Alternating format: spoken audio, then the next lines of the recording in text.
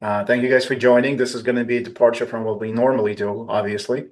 This is the first tequila tasting that we've done as a club. Normally, it's a whiskey related content, but there is a lot of overlap, I feel like, between whiskey drinkers and people that enjoy tequila, especially during hot summertime, summer months. So this felt kind of natural to do this. And I have, you know, I have an appreciation for a Wild Common brand, which is why I reached out to Tommy, and Tommy is going to introduce himself in a couple of minutes. And we'll talk about what makes tequila um, different in terms of additives, no additives, and there's a lot of conversation going on in that space on that. And Wild Common is obviously not additives; it doesn't have any additives in it. But with that being said, Tommy, why don't you introduce yourself? Tell us a little bit about the brand, the order in which we're going to be tasting these, and let's start. Yeah, absolutely. Thank you so much for having me, Michael, and thank you guys for dedicating your night to talking some tequila with me. My name is Tommy Moriello. I am the regional manager for Wild Common Spirits. It is honestly a fantastic line. I've been in this business for a long time now. I've been blessed to work on a lot of different brands, and I come from the world of whiskey, so I could definitely talk some whiskey with you guys as well. I formerly worked in Edrington for almost 5 years, so it was fun being the McAllen guy in the Metro New York area. So I've had my hands on every bit of whiskey possible. I've done every type of whiskey training possible. And as I continued down the path in sales and marketing, I started seeing this transition into the agave spirits world. And alcohol is alcohol. Sugar plus yeast equals alcohol. There's no other way to do it, right? You're going to have your people that will say that this is that, this is this. But to me, all spirits are like pizza, right? There's no such thing as bad pizza, but there's some pizza that's much better than others. And I say that with a lot of vowels in my last name and growing up in Brooklyn. And I know there's some really bad pizza out there, and it's very easy to mess up pizza. But if you just had an 8 hour shift doing hard labor, that slice of Domino's is going to taste like Modern or Sally's in New Haven. So everything serves its purpose at certain times, and especially spirits. So Right. there's some spirits that you just have after a bad day and you need a drink, and there's other spirits that you hide from your friends and you have with your dad or your uncle or somebody, right? Right. Wild Common definitely falls into that category. Let's talk a little bit about Wild Common. Authentically crafted, time honored. What I love about this brand is that we're a bunch of white boys making tequila, right? It's very challenging to go into something that can only be made in Mexico as a white boy. We have to give back to Mexico and who makes this product literally from the ground up, from the agaves to the distillation to shipping it. Everything is done in the state of Mexico. And we were blessed to get involved in one of the best distilleries on planet Earth, and that is House of Casa Chuin. That is Chavez Sr., who had been running Casa Chuin for a long time. But he is now the person in charge with going and picking our agave. Just like with single malt scotch, it all starts with single malt barley. With bourbon, it starts with corn, and you have all your other ways of putting it, whether it be rye and whatnot. It all starts from the base, right? So where single malt is barley, bourbon is corn, it's agave for tequila. And agave is the most important part of the tequila process. You have highland agave and you have lowland agave. Lowland agave is the sweet spot, meaning there's a lot of volcanoes in tequila itself. Tequila is a town in Mexico, and with that, you have this volcanic soil that is super rich, and from that, you get the best agave possible. So our process begins with mature agave grown and harvested by hand in that rich volcanic soil. Um, Very, very dry in Mexico. Agaves do not like water. You do not want to oversaturate these agaves. Less water means more sugar, and more sugar in an agave means better tequila. And that's what we really focus on for here. So Chavez Sr., who you see there, is the gentleman that goes out, deals with the agave farmers, and handpicks the agave that we're going to be using for our tequila process. And that is all lowland agave. So Casa Chuin is really our heart and soul and where we lay our hands. If you look at any bottle of tequila, you will see a nom number and you will see CRT. Our nom number is 1123. That is the Cachuin Distillery. The nom number, nation of origin, Mexico, is showing you exactly where your tequila is being made. Like there's a ton of bourbon out there, but we know that there's 2 distilleries that are making 3/4 of the brands that are on the market, right? Mexico is not that far different, and there's a lot of distilleries in Mexico. There's 289, but there's over 7,000 tequila brands. So do the math. You know, there's a lot of distilleries are making different brands. Casa Chuin, the Rosales family is very selective on the brands that they make there. So it's not like, I mean, a lot of distilleries in Mexico are kind of like Oprah in the 90s when she was just giving away cars and you get a car and you get a car. It was, that's what these distilleries are like with celebrities, and you get a brand and you get a brand, right? So they're really focusing on quality. And Casa Chuin focuses on a Tahona and a roller mill tequila. So this is Casa Chuin, their home brand that they make. This is the number 1 product made at the distillery. They are using either the roller mill or the Tahona. We'll get into that later. What we're doing is we're letting the chef cook. So we told Chava, go out there and make the best tequila possible. We want you to make a tequila that is for the tequila consumer and the tequila drinker.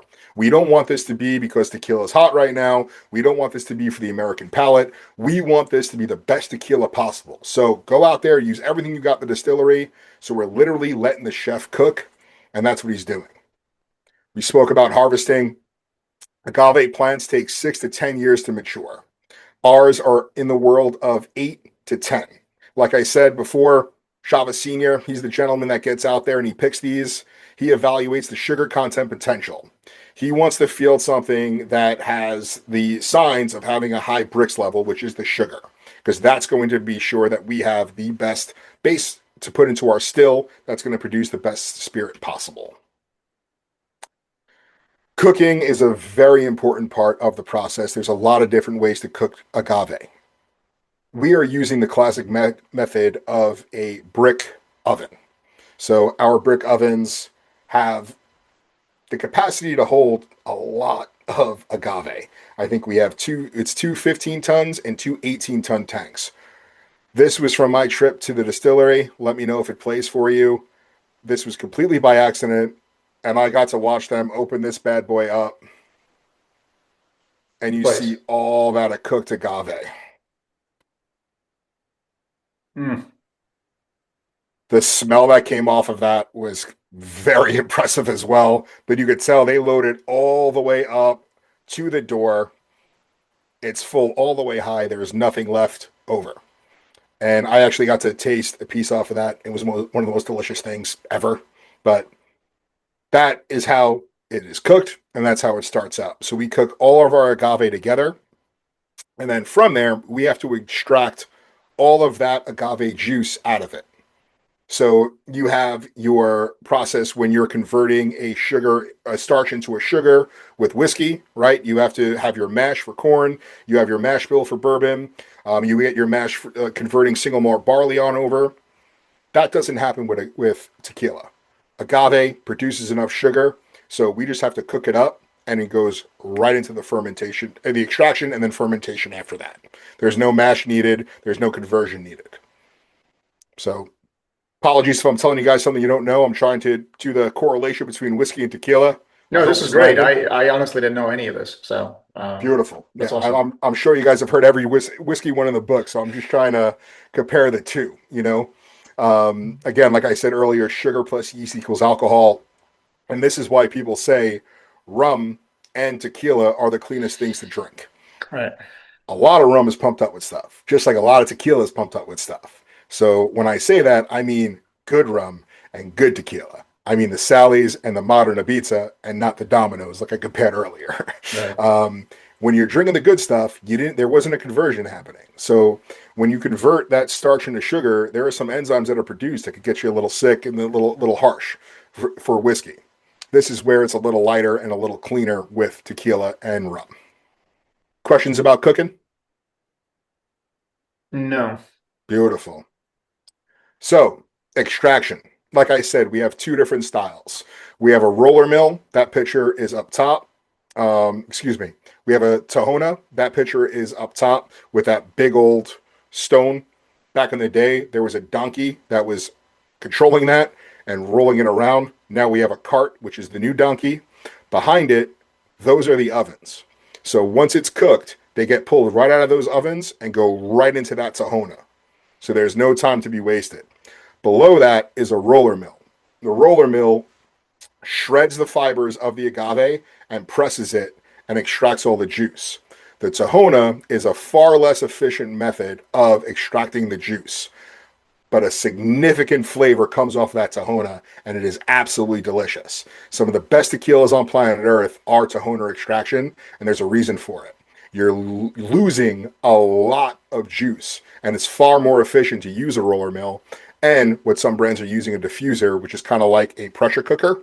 But with that, it's kind of like you're cheating, and you get some really gnarly residual flavors on those diffusers that are nasty and really don't make a good tequila. Tahona is the purest way of extracting the agave fibers, and then the roller mill is second best. With the two, like I said earlier, the sugar content of the agave is what is most important. So that stone, picture all that cooked agave that was formerly in the cook gets taken out and put into there, and that roller mill is going around in a circle and extracting all the juice, and they're pumping that juice out. This is what's crazy about Wild Common, specifically Casa Shaween. They have three people testing that liquid that comes off, and they're calling it the bricks, to make sure that it is at the perfect bricks level, the perfect sugar content, to produce the spirit that we're looking to produce. So throughout the entire method, which could be roughly, I don't know, each extraction could take 4 to 5 hours fully to unload the ovens. You have three guys going back and forth checking that sugar. That's their sole purpose in life, is to check sugar for the agave. That's how important the bricks level is and the Tahona extraction is. So what we're doing is taking the agave out, and we're having two different styles of extraction. Again, some brands do either Tahona or roller mill. It's very rare to do both, specifically at Casa Shaween. We, again, letting chef cook, we're using two different styles of extraction. So the Okay, volcanic quick wheel. question. How are they measuring the sugars? So it's like a chemistry set, right? So he comes out and he pulls up and he puts it into a tube, just like how you would like measure the proof of something, how it floats on up. He has a device that could tell you the exact sugar level that it's at. Oh, cool. Okay. It's not by taste, Chris, and they're not hiring. That was my next question. So volcanic steel wheel called the Tahona is used to crush half of the agave. Slow, traditional, and a very labor-intensive method. Preserves more of the agave's natural fibers and extracts a juice that's rich and velvety in texture. This is going to have a deep agave flavor. You're going to get some caramel off of it, but you're going to get that earthy, silky, clean finish. Roller mill, more efficient extraction, cleaner juice separation, brighter, fresher flavor. This is where you get those citrus notes, where you get that fresh fruit. This is what's super, super clean, and you get all those floral notes that we're going to taste a little in just a little bit. Fermentation, extremely important in all things liquor, right? We are now using two different styles of fermentation.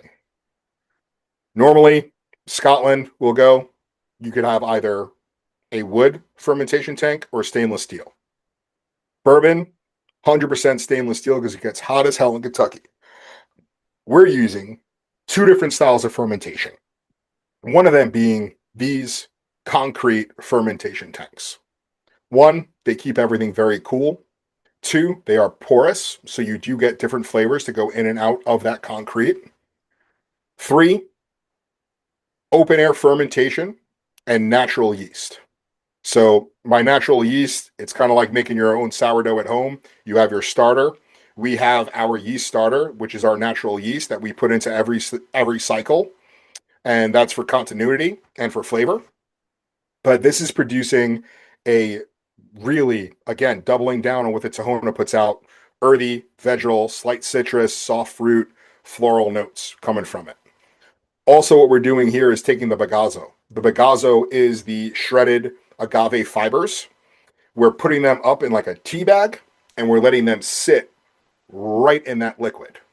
So that is a ton more flavor, and all that earthiness, all that cooked agave flavor is really going to come through on there. So this is a natural infusion that will ferment an intense agave flavor. That's for the Tahona. Tahona goes into the concrete. The roller mill is now going to go into stainless steel. So stainless steel, you know exactly what you're getting, right? You already have the flavor that you need from the cleaner, efficient method of a roller mill. So when you put it in stainless steel, nice and easy, and these tanks are massive. We have around 7 of these. We could get a bottle of tequila out to every person in the United States based off of what's in these tanks, off of one run. So that's a good amount. Precise temperature control, steady, clean fermentation. This prevents outside flavors from interfering with the agave's expression.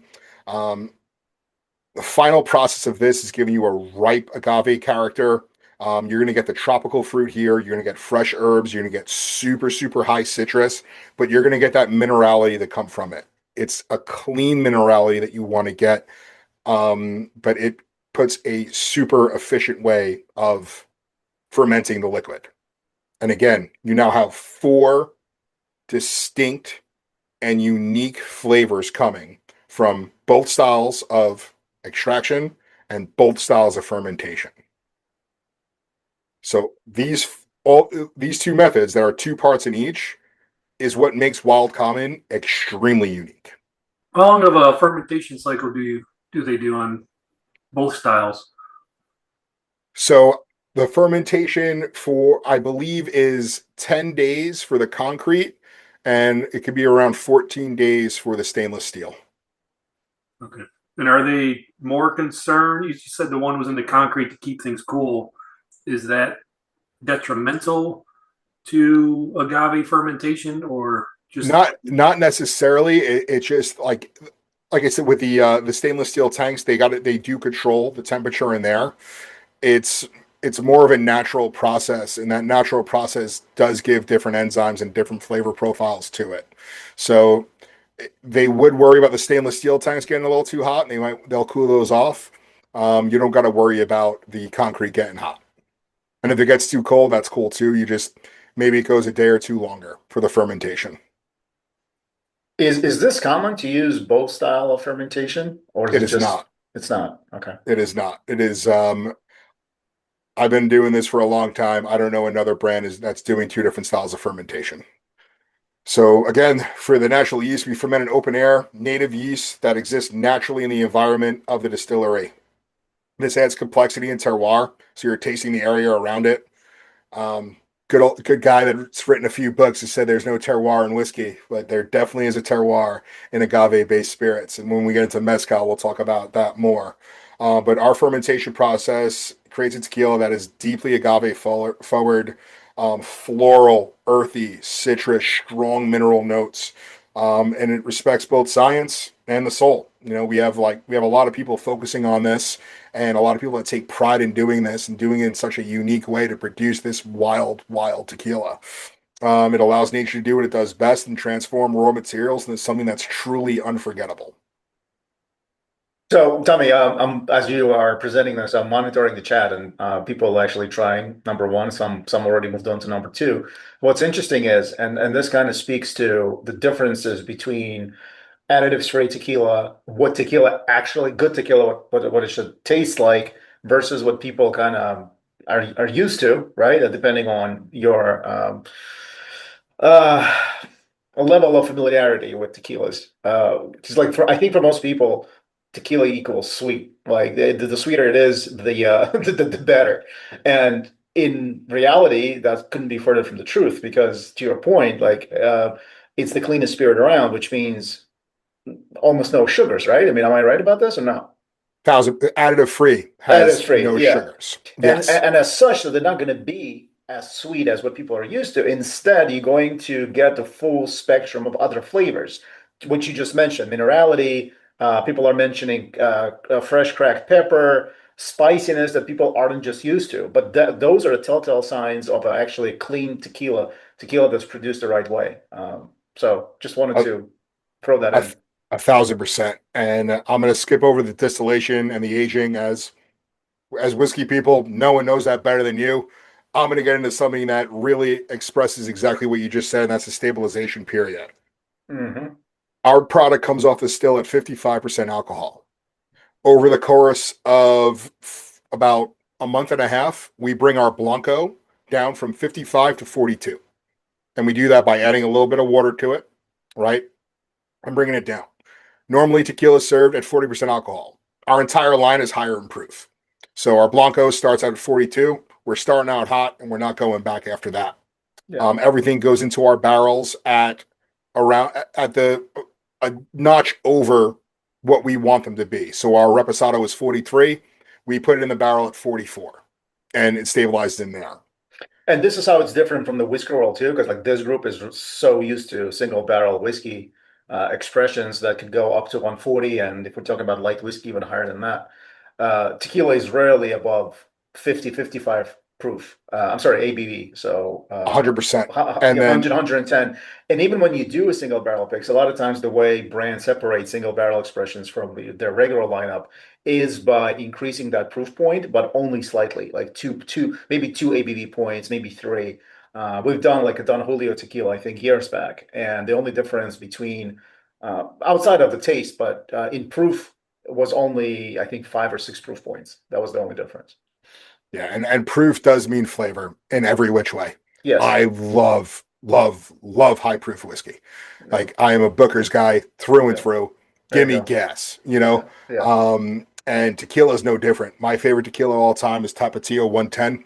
It's 110 proof, and now it's our still strength. Our still strength is 100 proof, and that's the third one. We'll get right into that. But what separates our still strength is a stabilization. I have never heard this done for any spirit, including whiskey. Our still strength comes off the still at 50% alcohol, no water added to it, and it sits inside of a stainless steel tank for 3 months to stabilize. Last name is Moriello. I make my Sunday sauce. That Sunday sauce is far better on Monday, right? After it's in the fridge for a little bit. Same exact thing. Everything gets together and it's beautiful. So let's get awards. Yep, we're awesome. So Tequila Blanco, 42% alcohol. Just told you everything that goes into it, right? What you're getting from this product. As I lost you guys, where'd you go? We're here. Okay, I didn't lose you guys. Beautiful. There you are. Excellent. So you guys are nailing it in the chat. I was looking for the chat somewhere. I can't see it for some reason. But yes, you're gonna get cooked agave, you're gonna get black pepper, you're gonna get some brine. Like you're gonna like Yes. it's you're gonna get like a faint amount of salt in there. You're gonna get mint, you're gonna get herbal notes, you're gonna get floral notes. But what I love about this product specifically is nothing's the star of the show. It is all balanced. It is all clean. You get all these notes. There's nothing that's really sticking out at you. You know what I mean? How do we like the Blanco? Excellent. It's fantastic. Yeah, I agree. Beautiful. And we went Reposado next, right? Mm-hmm. Right. Small, brand new distillery called Buffalo Trace. They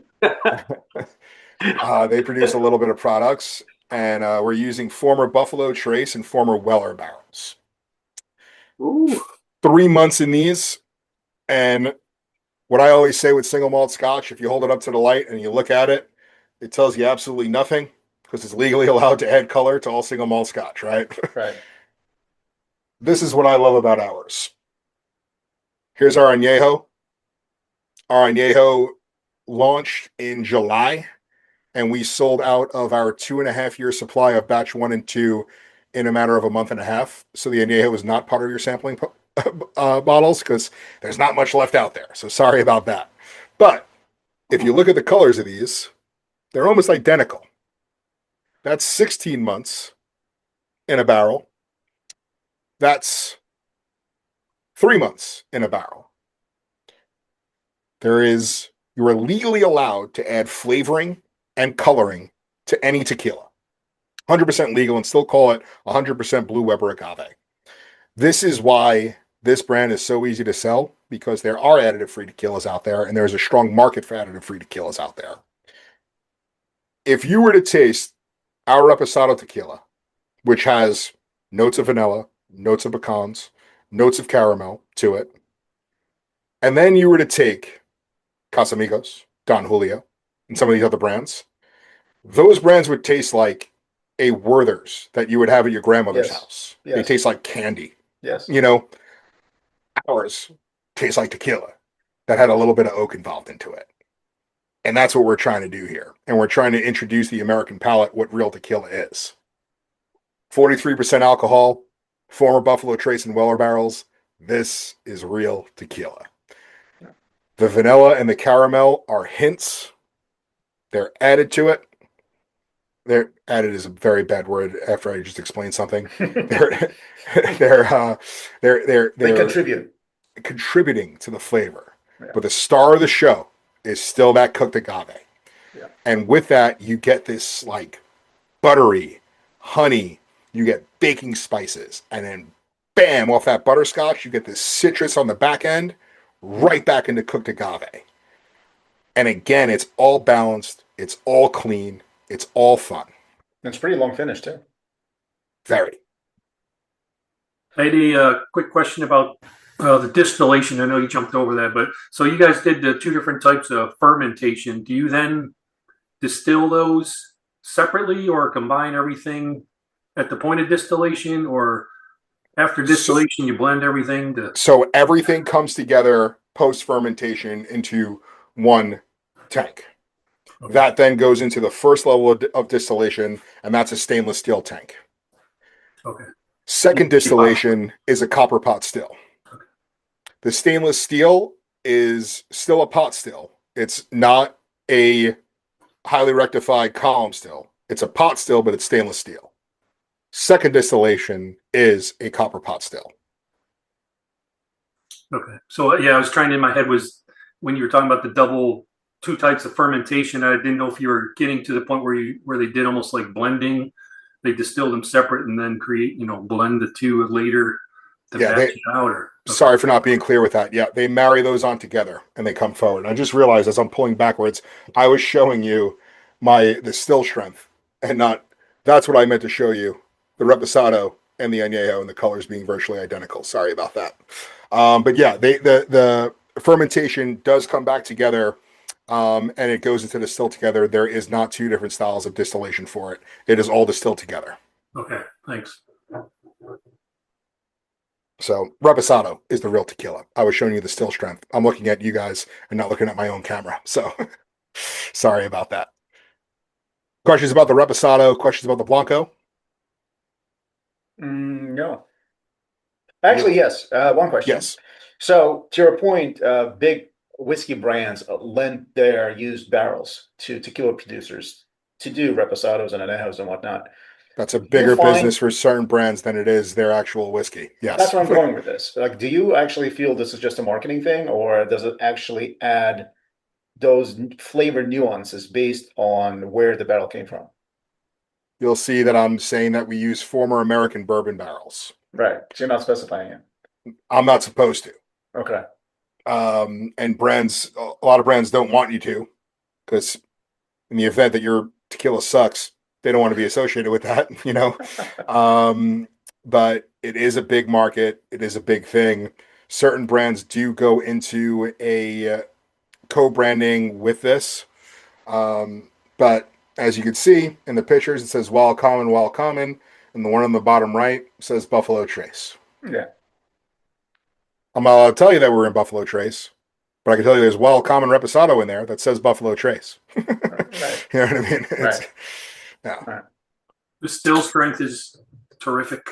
Still strength is literally like someone that has two kids under 5 years old. Best thing that's happened to me in 10 years. It's Corazon. That's the brand. Okay. Yeah. Corazon. Yeah. That's marketing. That's all that, yeah. Yeah. Okay. Our Still Strength, and I'll pour one out for you with this. This is the only tequila I've ever had that has legs.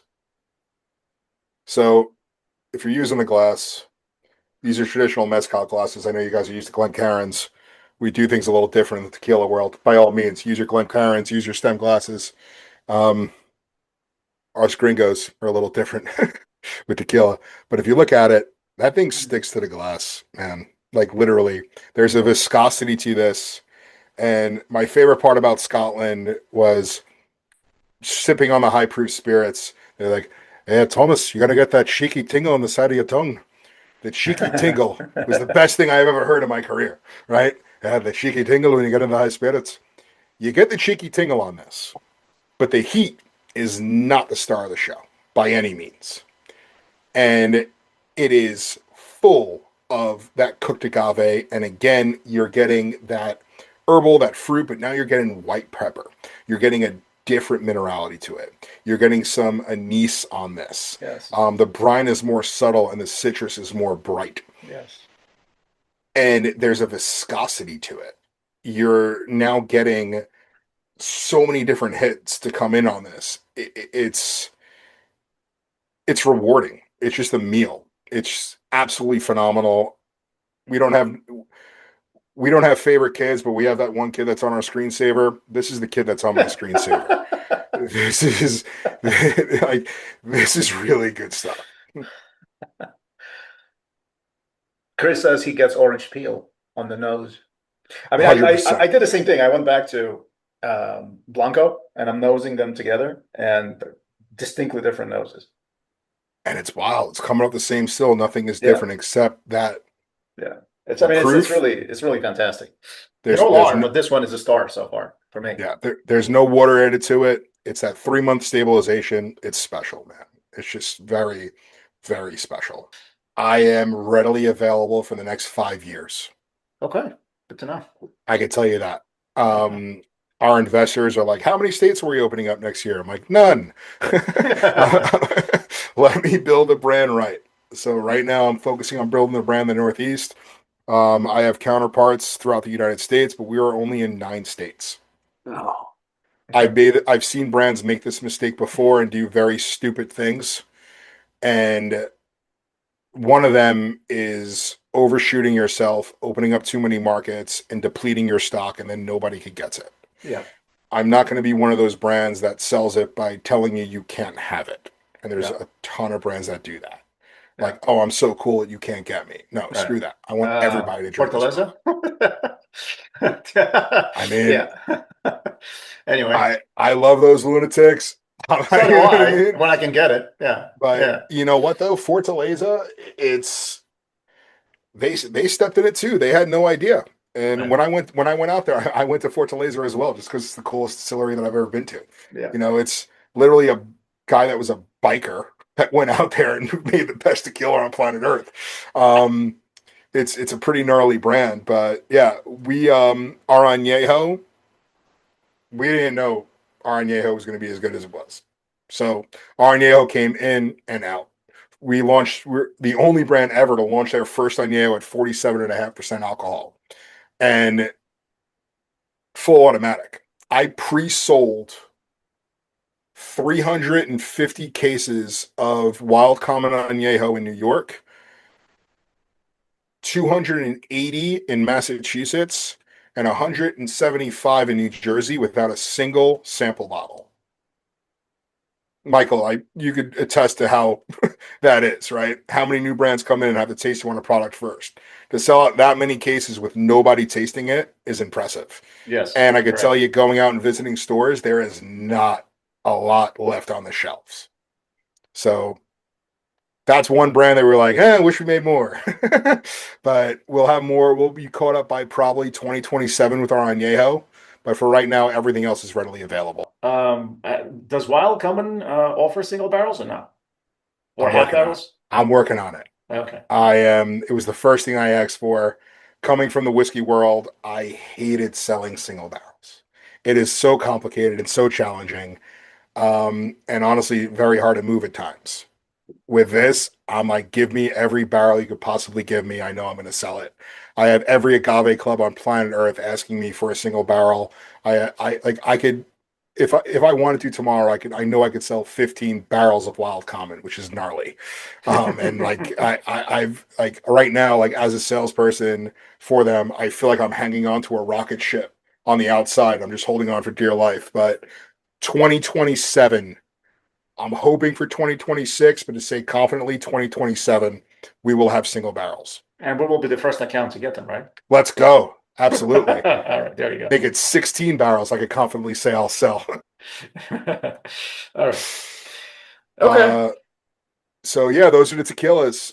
Any questions about I the think you world just of made a tequila? few fans, man. I'm That's telling you. huge. That's huge, Yeah. man. So I we're mean, gonna go ahead. I'm sorry, Michael. I was going to ask people, like, what do you guys think? Especially for people that never had Wild Common. Like, I've had your Blancos before, so I kind of knew what to expect. I didn't have Repo. I didn't have Still Strength, which is now my favorite. But for people that didn't have it before, what do you guys think? Especially compared to some of the other things that you might know from the tequila world. I like it. I think it's phenomenal. I've never had it before, and it's the best tequila I've ever tasted. There you go. Phenomenal. Thank you. Question: when will you, if ever, come out with extra añejo? I hope we don't do it. Okay. Care to explain why? Jim McEwen of Bruichladdich, one of my favorite distillers I've ever met. He goes, "Hey, Jim, why is your bottle blue?" He goes, "What the hell does the color mean anyway? I can add a color to it if I want. It's the color blue because when I look out of my window, that's the ocean that I see. So I make it the Bruichladdich." He goes, "You idiot Americans, you don't know anything." He goes, "I put 40 years on it. It's spoiled." He goes, "It was dead at 18. He goes, "You know nothing." Like, he just destroyed the American consumer and telling you how everything was dead. And it's similar to that. When I'm drinking tequila, I want you to taste the tequila, right? Right. I want to, even on añejos, I am not a big fan of añejo. Okay. I love reposados, but I like high proof blancos. That is my go-to because I'm drinking tequila to taste tequila. If I want to drink whiskey, I drink whiskey, you know? I'm an industry veteran. I ran bars my whole life. I've been in alcohol my whole life since I'm 18. I've been started tending bar. I'm 38 now. I was always whiskey in the wintertime, tequila in the summertime. That was always my go-to. And now I will enjoy a nice whiskey by a campfire in the wintertime, but I'm mostly tequila year round now. And then I will lean to my reposados in the colder seasons. Extra añejo, you lose that cooked agave, you lose that bell pepper, you lose that minerality, you lose that terroir that makes tequila so special. And the oak really takes over and transforms it. Yes, they're delicious. Yes, they're fun. Yes, it is a gnarly oak flavor with that agave, but you're still losing the true characteristics of the agave. Yeah. So for me, this was a recent discovery, by the way, because I grew up thinking extra añejo is like top of the food chain. Like that's what you need to flex. That's what you need to drink. This is the best stuff, right? And to your point, like very recently that I figured out, hey, at that point, you're not really drinking a tequila. Yes, you are, but you're losing what makes tequila tequila, which you get from the Blanco expressions and from still strength expressions versus anything that was aged in oak. So it's interesting, even like for single barrel programs for the brands that do offer it, like it's interesting how people gravitate towards repos versus blancos. People that are whiskey drinkers, they always go for repos, and then people that are truly like tequila aficionados, they go for blancos. Yeah, I mean, there's a place at a time. It's like I call it agave brandy, the extra Yeah, añejos. You know, it's the oak really takes over. more praise. Now I see the chat. It just picked Yeah, up. more I've been praise in looking for comments. you. Yeah, yeah. Best sipping tequila I've had in quite some time, Matt says. Oh, phenomenal. Thank you. For all the tequilas I've had, this is one of the most complex and amazing. That's Matthew. Is there a proof where tequila is not great to drink? No, I don't. Not one that I've tried, but I've never met a tequila I didn't like. But in terms of flavor wise, no, not really. I think anything over 110, you'll probably, just like an extra añejo, you'll lose the nuances. You'll lose those flavors will get burnt out. Yeah. So yeah, a touch of peat. I'll get into Yeah. the mezcals now. So you have those big old kilns for the peats, right? We're just talking about Bruichladdich. They got some of the biggest ones, right? You burn the peat, and the moss is where you get the majority of that flavor from, and is that smoke coming up from the moss. Mezcal is different. Mezcal's being cooked underneath the ground in an earthen pit. So think of this a little bit more like brisket, right? Like it's direct heat as opposed to indirect heat. Everyone calls single malt scotch. It's certain, like from the Isles, as well as some of the mezcals band-aids, right? And when you're adding certain flavors to it and you're doing it at the wrong proof, yes, it will. When you're doing these right, it's going to come out like a juicy brisket. And that is the difference between artisanal and ancestral. Artisanal is using these volcanic masonry ovens. It's being cooked all in a pit that is covered, and you're smoking the agaves. So just like with the tequila, it was in the brick and was being cooked inside of that brick oven. Mezcal is cooked in an enclosed environment underground, and you're getting that rich smokiness to come through with it. So the cook is done. We do 2 artisanal. Our Ensamble and our Cuishe is artisanal, meaning that they're also going into copper pot stills, but all 3 of our brands are cooked in an underground earthen pit. So there's a fire that's lit. Once the fire goes out, rocks are put in there, throw in the agave, and you cover it up with the former bagazo leaves and all that stuff, and you leave it in there. Those cooks could go anywhere between 24 hours. Some would go to 72 hours. Ours could go anywhere between 2 and 3 days. So when it's done, it's done. Difference between artisanal and ancestral is bottom right of your screen, that clay pot. So it's being cooked inside of those bricks. That is engulfed in clay. That is the still that you see. So the top right with the sticks in it, that is the actual still. And that is a clay still. And it's being poured into these clay pots. That is ancestral. The extraction method is always Tahona for ancestral and artisanal. For ancestral, though, you get a big old mallet and you extract it by hand. Obviously labor intensive. And think about that guy's shoulders who's doing that for a living, you know? But our Espadín is an ancestral, and again, just a breath of fresh air. Let's get into it, though. Ensamble. Ensamble is a mix between Espadín and Tobola. Espadín and Tobola are the species of agave. Blue Weber agave is used to make tequila. Any agave can be used to make mezcal. Terroir is very important in terms of mezcal. Jalisco has some of the best mezcals on planet Earth, but Oaxaca is mezcal, specifically for the Cuishe, Espadín, and Tobola. Tobola is a little smaller. Espadín is a little larger, but it has grown very quickly. With this, you're going to get wild herbs, you're going to get tropical fruit, smoke, obviously, you're going to get spice, but a strong minerality, strong citrus, and then that roasted agave and sweetness with the smoke. So is the mezcal made in Cachuín, or is this a different distillery? This is made in Oaxaca. Our maestro mezcalero is Joel Velasco. Man, it's great stuff. Andy, who's the founder of this brand, who I didn't even mention yet. Sorry, Andy, if this ever gets out. Andy is Andy's the founder of the brand. Andy is a National Geographic photographer. So Andy tells stories through a lens. And he got injured climbing Mount Everest, and he went sober for a bit. Once he started reintroducing alcohol back to his diet, he found that additive-free tequila worked best for him. He was able to digest it. It wouldn't inflame him. And he became an agave guy. And he wanted to know why. And he went out to Mexico. He went to Jalisco. He went to Oaxaca to discover why. And that's how this brand was made. He wanted to pick one mezcal, just like he did with Casamin.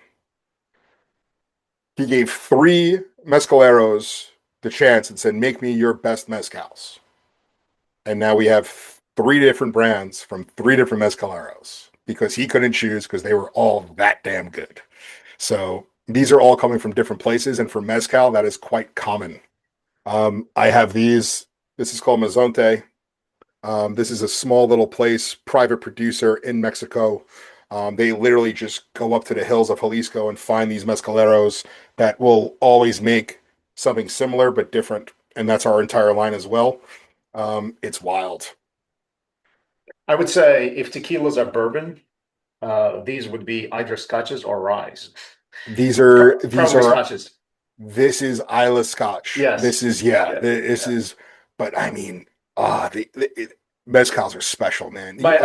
So my wife doesn't drink whiskey. Like she's an amazing cook, and she's got like her nose is unbelievable in terms of like the notes she is able to pick up every time I get samples sent. She's the first person that I go to. She graduated from tequilas to mezcal. Mezcal is her like spirit of choice now, and she drinks it neat. She drinks it with she makes like killer cocktails with it. Yeah, it's super.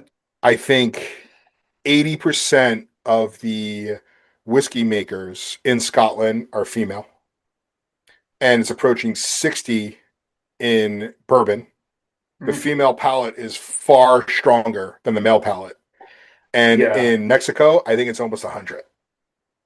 Like it's the female palate that dictates. Well, and again, like I don't want to be a bigot or anything like that, but she's a huge like she cooks. I don't because I don't have to. And because of that, she's able to pick up notes that I normally wouldn't even think of. But when she says it, I'm like, yes, that's exactly what it is. It's wild. Yeah.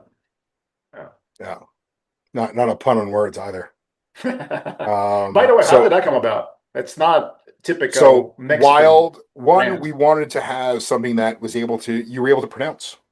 Right. We wanted it to be in English so you could see it, read it, and understand exactly what it is. Wild, like I said, Andy, National Geographic photographer, he grew up in the outdoors. He grew up in the wild. He lives in Wyoming. He's a mountain climber. He is always outdoors. And how does agave grow? It grows in the wild. So that's our collaboration there. Being outdoors, being in the wild. Common, what do we all have in common? We all like to drink and be together and share stories. So while we're outside in the wild, we have in common that we could drink a great spirit. And our logo is a red-tailed hawk, which is native to Wyoming, where Andy lives. So you'll see Wyoming on the left side and Mexico on the right. The red-tailed hawk travels and migrates to Mexico for the wintertime from Wyoming. So that's the collection from there. It's an Easter egg. I didn't know that. Okay. By the way, I just put a link to Still Strength Tequila into the chat for people that want one. Ken, that's exactly what it does. And yeah, there's no peat in this. I could tell you peat is not grown in Mexico at all. This is mesquite wood that you're tasting. So peat is just dead moss that it's been dead for hundreds and hundreds of years. Big difference in the smoke levels. You're talking mesquite wood as opposed to burnt grass. So the ensemble and this, how do you say this? Cuishe? Cuishe. So the Cuishe has next to no smoke for me compared to the ensemble. And here's what's wild about mezcal. Same exact type of wood, same exact time cooked. Wow. It's just the overall fruit. Now, ensamble is 2 different fruits that we cook together and ferment together. Cuishe is wildly grown. You can't control it. And it's like a very tall, skinny plant. And Cuishe, to be mature, has to be between 12 and 14 years. So it takes a long time for it to grow. But where it's growing in Oaxaca, it's growing in the driest part possible. So almost no water touches it, which is why it's tall and skinny like that. You get all the green with that somehow. And I've tasted several different Cuishes. I've tasted one that tastes like blue cheese, like straight up gorgonzola. Like Cuishe is just insane. And like just the temperament of the plant, where it is, ours from where we're getting it, it literally tastes like a smoked garden salad with a citrus vinaigrette. That's how I put this. You're going to get cilantro, you're going to get jalapenos, you're going to get green apples, you're going to get zucchini, you're going to get celery. But then there's that hint of smoke, and then bam, you get hit with that zest of citrus. And it's just like, how is this possible?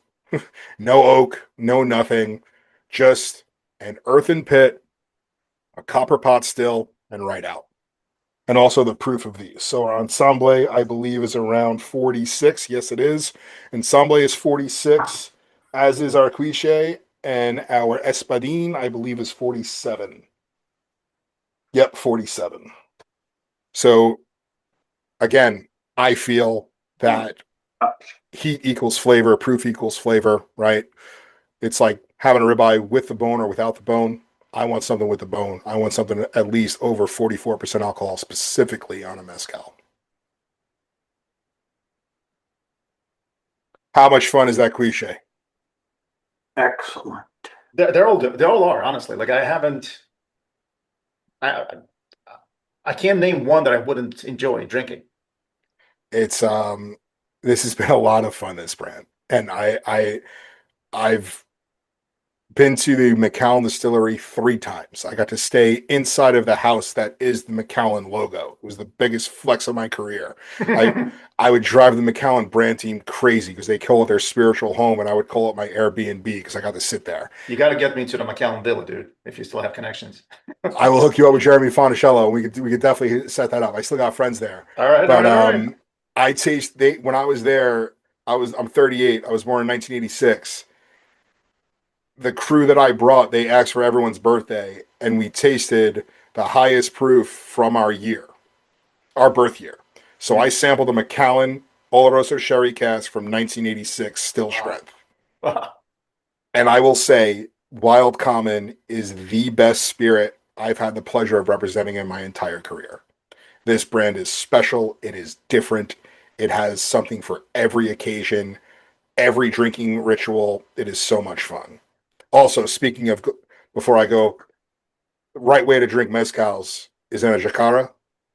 So this is former fruit that is dried, and that's what the true mezcal guys drink. I know that whiskey people are glass guys, right? And vessel people.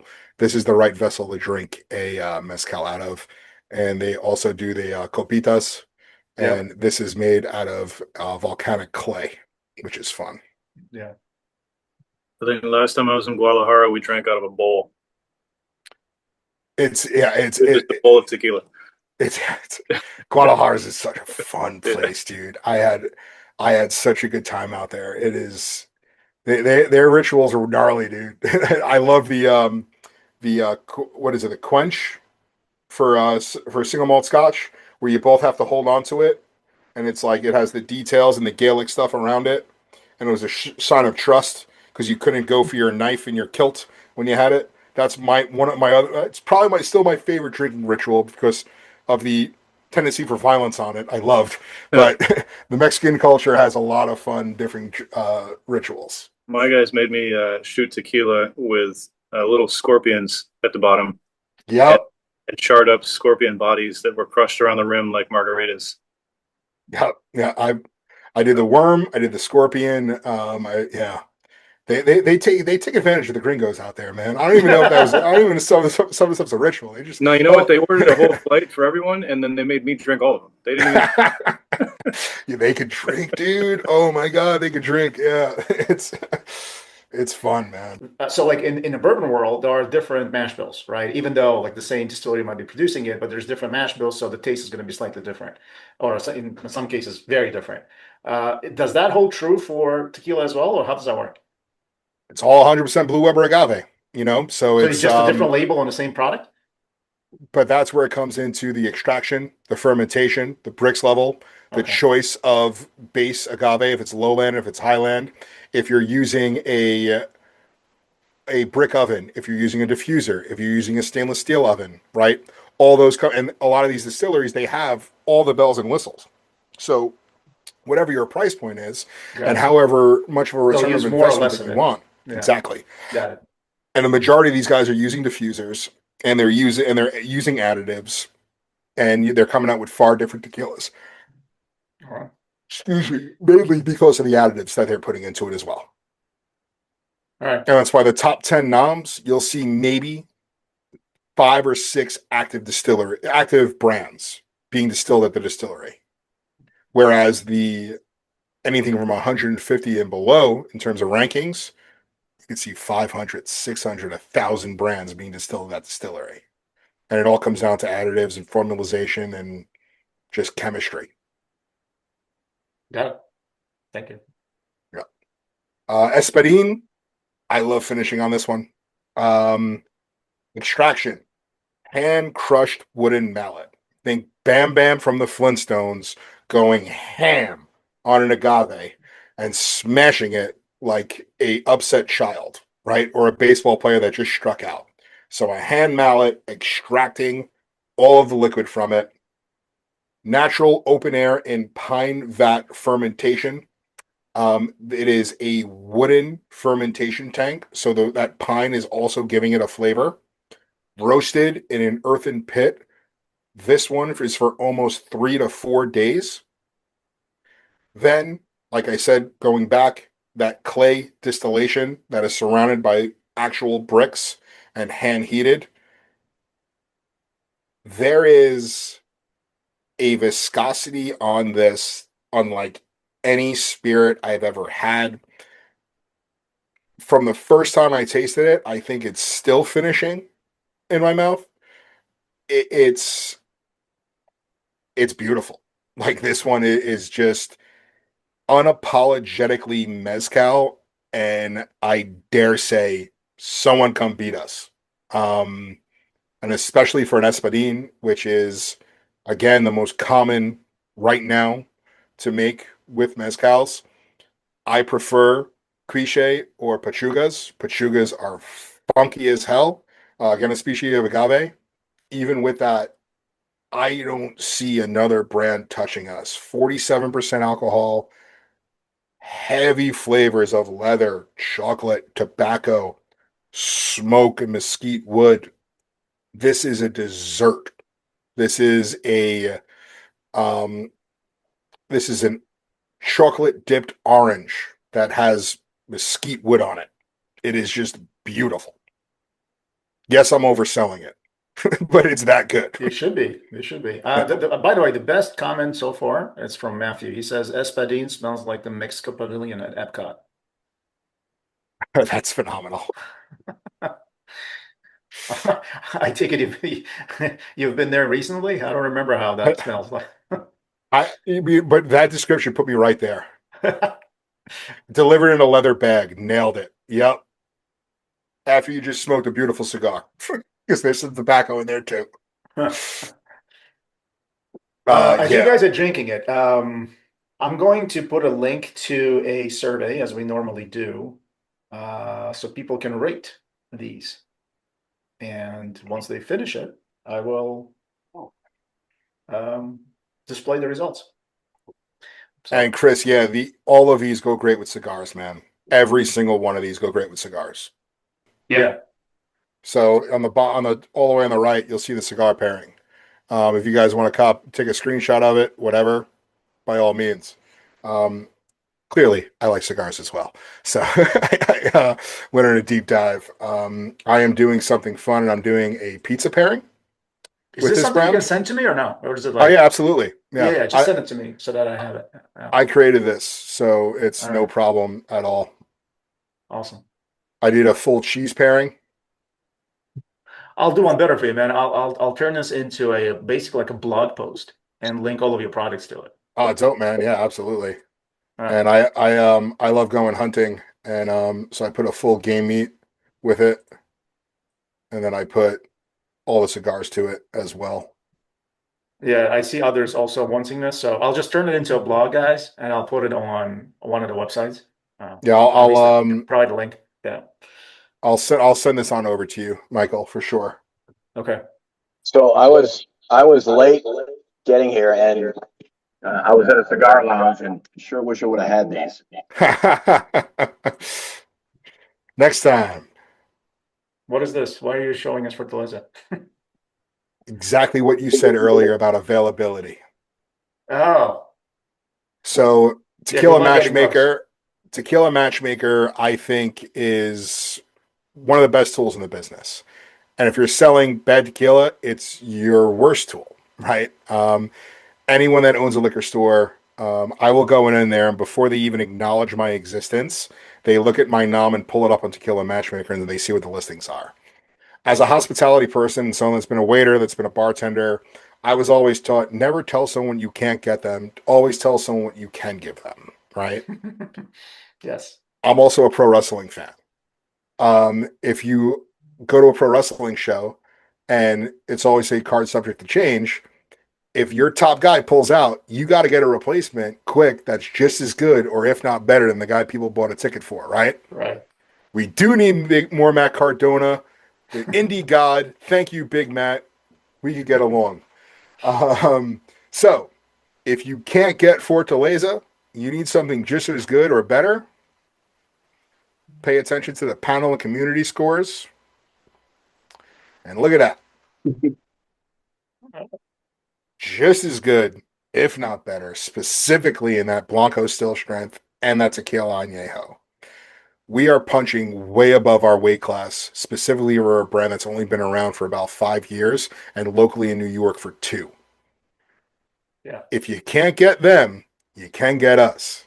And I will take the Pepsi challenge next to any brand on planet Earth with this lineup. We will mess with them. We will talk with them. It's what we do. And Matt, you said that I would recommend now going back to that Blanco and seeing how that pops after the Espadín. All right. So I this just is put for your benefit.